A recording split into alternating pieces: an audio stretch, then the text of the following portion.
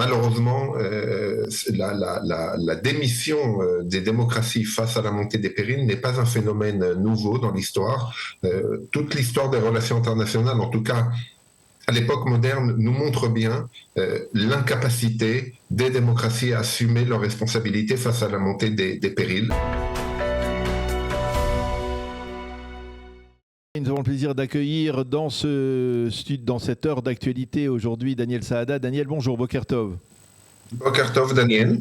Merci d'être avec nous ce matin. Je rappelle à nos auditeurs que vous avez été ambassadeur d'Israël à Paris et que vous avez une expérience diplomatique extrêmement importante. Je voudrais avec vous que l'on analyse les enjeux de cette rencontre au sommet ce soir entre Donald Trump et Benjamin Netanyahou. La presse israélienne fait état de tension entre les deux hommes en particulier, mais ce n'est pas la première fois. Est-ce que vous avez le sentiment qu'on va pouvoir trouver un terrain d'entente, en particulier sur la mise en application ou non de la seconde phase du plan Trump dans la bande de Gaza ? Écoutez, je crois qu'il est de coutume de faire beaucoup de reproches au Premier ministre Benjamin Netanyahou, mais je crois qu'il y en a un qu'il est difficile de lui faire, c'est la qualité de sa relation avec le président Trump et sa capacité à analyser la situation aux États-Unis et de continuer de construire et de développer la relation stratégique qui nous lie aux États-Unis. Donc, je ne suis pas particulièrement inquiet, je vous avoue. Alors, concrètement, essayons de rentrer un peu plus dans le vif du sujet. Le premier dossier, ça sera la bande de Gaza. Est-ce que vous pensez que les Américains peuvent forcer Israël à, par exemple, replier ses forces de la fameuse ligne jaune, avant même que le Hamas ne soit démantelé, soit désarmé ? Oui, Daniel, vous avez mis le doigt sur le cœur du sujet. En fait, le différend actuel avec nos alliés américains est exactement sur ce point. Est-ce que nous devons continuer conformément à ce qui avait été prévu à essayer d'obtenir le désarmement et le démantèlement du Hamas avant d'entamer la phase de la reconstruction, ou bien est-ce que, comme les Américains le souhaitent, il faut commencer le plus rapidement possible cette phase de reconstruction compte tenu des enjeux humanitaires, mais aussi des enjeux politiques, car les Américains doivent continuer de vendre leur plan à leurs partenaires. Vous savez, il n'y a pas foule au portillon. Lorsque le président Trump avait annoncé son plan, on avait évoqué plusieurs, j'allais dire dizaines, peut-être pas, mais une bonne dizaine de pays qui devaient participer à cette force multinationale qui était censée s'installer à Gaza, participer au démantèlement et au désarmement du Hamas, assainir la situation sur le terrain et permettre ensuite cette phase de reconstruction. Or, aujourd'hui, nous savons qu'à part l'Indonésie et l'Italie, si je ne me trompe pas, ce sont les seuls pays qui, pour l'instant, ont annoncé officiellement leur accord pour envoyer des troupes sur le terrain. Il n'y a pas foule au portillon, comme je disais tout à l'heure. Donc, le refus israélien d'intégrer des forces turques devient de plus en plus compliqué, de plus en plus intenable, dans la mesure où, justement, il n'y a pas d'autres candidats pour apporter des troupes sur le terrain. Donc, c'est le véritable enjeu. Alors, vous pensez que le Premier ministre a la possibilité de dire à Donald Trump on ne se retirera pas, on ne bougera pas de la ligne actuelle tant qu'il n'y aura pas de démantèlement ? Moi, j'envisage une solution un peu par étapes. Je crois qu'il sera difficile pour Benjamin Netanyahou de tenir la barre et de refuser que soit entamé un processus de reconstruction, mais il est tout à fait possible que Netanyahou accepte sur certaines zones limitées que commencent des travaux d'infrastructure tout en continuant à maintenir la volonté israélienne, l'exigence israélienne du démantèlement et du désarmement du Hamas. Je crois que ça sera plutôt une solution de compromis qui sera trouvée.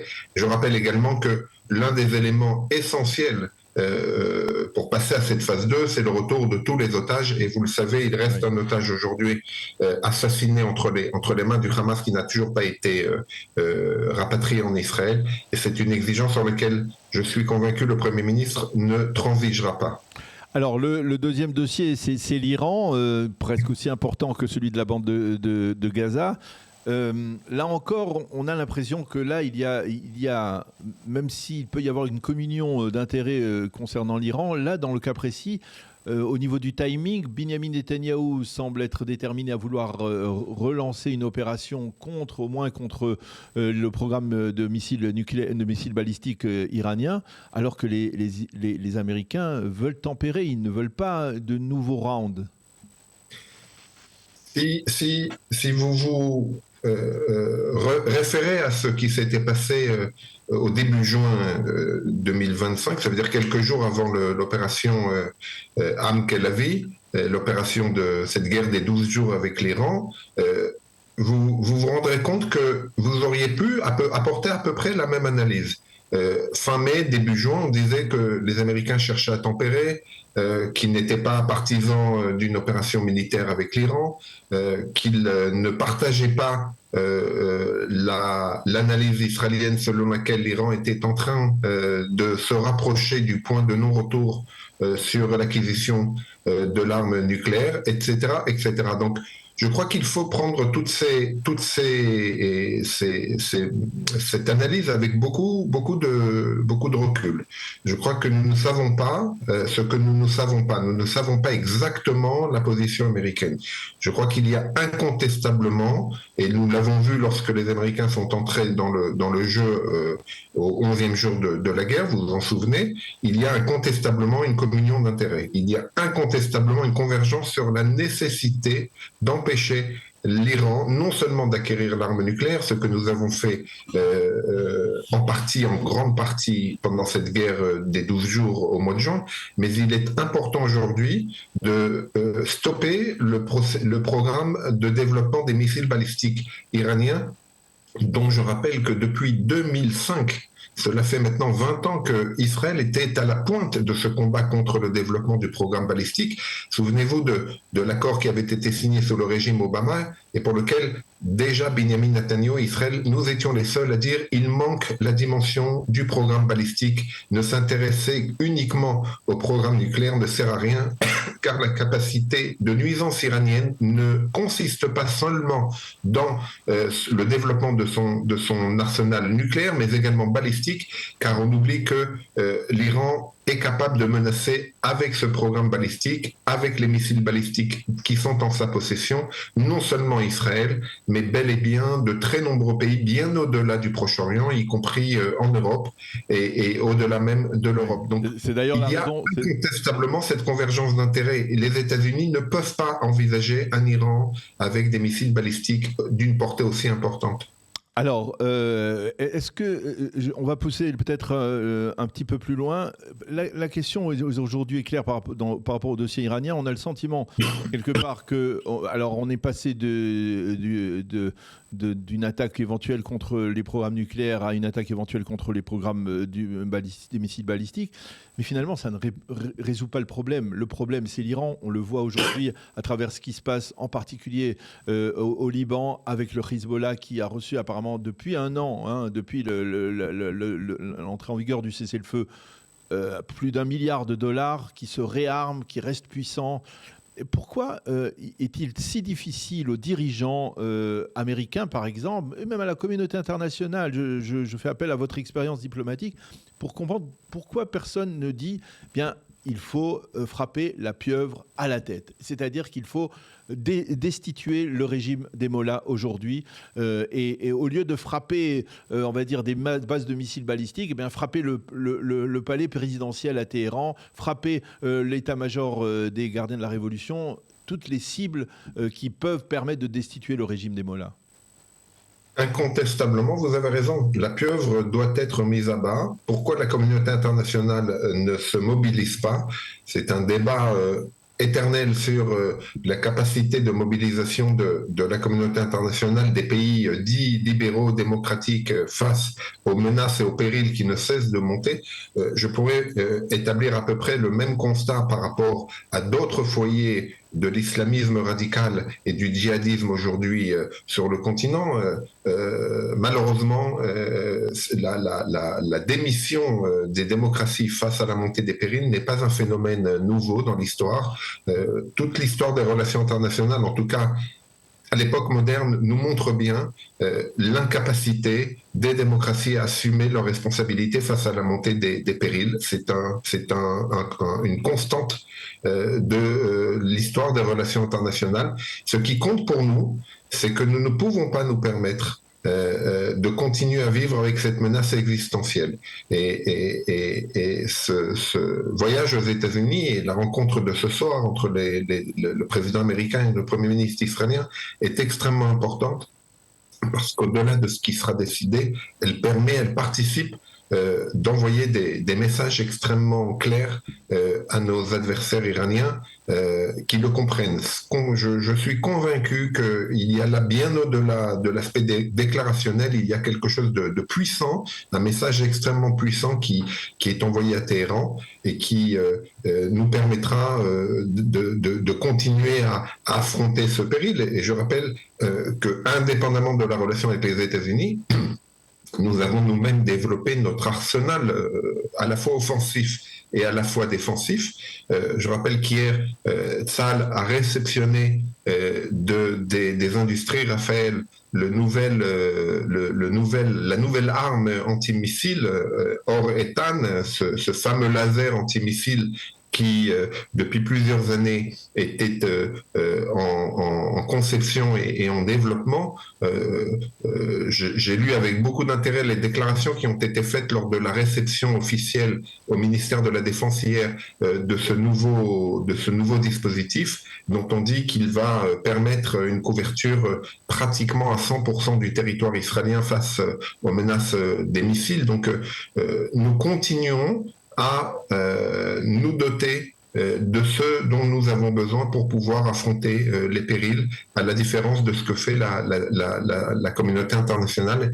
Et nous voyons d'ailleurs que plusieurs pays, y compris de la région, y compris ceux qui, au plan déclarationnel, nous sont hostiles, faire la queue pour venir aujourd'hui acquérir les technologies israéliennes en matière de défense aérienne et antimissiles. Alors, Daniel, il nous reste vraiment 2 minutes et demie pour parler de l'autre sujet, un sujet qui, je suis certain, vous tient à cœur, puisque vous avez été ambassadeur d'Israël en Afrique, dans les pays, ambassadeur itinérant, hein, ça s'appelle comme ça, je pense.